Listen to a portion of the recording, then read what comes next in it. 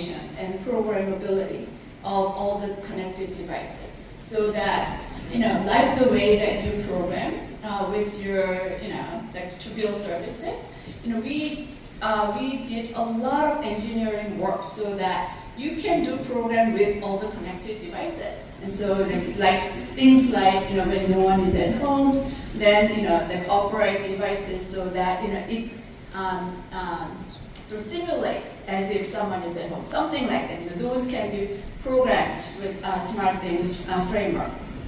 But with AI home, transition to AI home, is totally different. It's no longer, it's just about program your devices, connected devices. It has these three components that need to be added in our platform. One is about inference. So it's no longer just about, like light turning on or, like thermostat, increase the, settings of thermostat. It's more about, we collect how our users interact with our devices, what settings they use and all those. And then we feed those data into AI engine so that we infer what they actually want. Do they want their home to be cooler or warmer, and those kind of things. And on top of that, with these large models, now we'll be able to sort of get help from these large models to get this series of actions and the planning that we need to do, the platform needs to do, to run some actions that meet your needs. And so with that, what we can do is now we can adapt to individuals' needs, which was not possible in the past with just without you manually programmed with our platform. And so with this capability, these are the ones that we really think will transform the experience of smart home or AI home.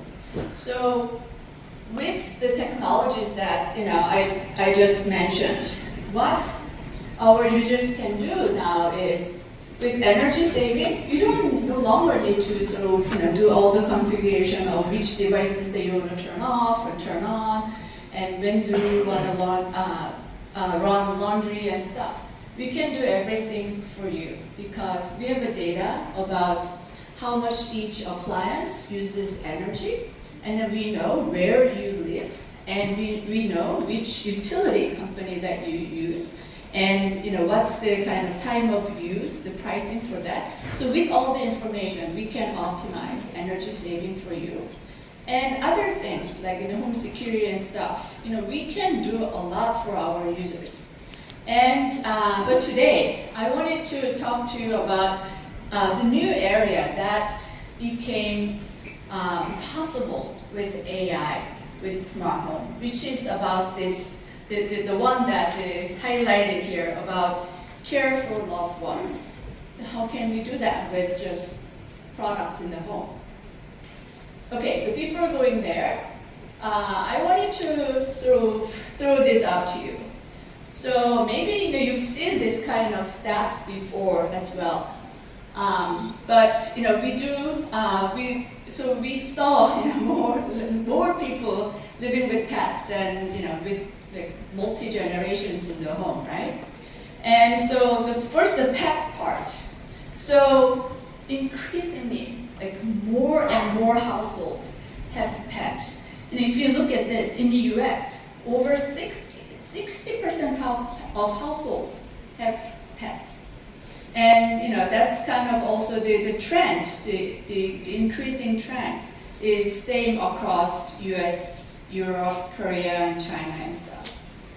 And so altogether, if you look at the number, so this number of households with pets have increased to 28% compared to 10 years ago.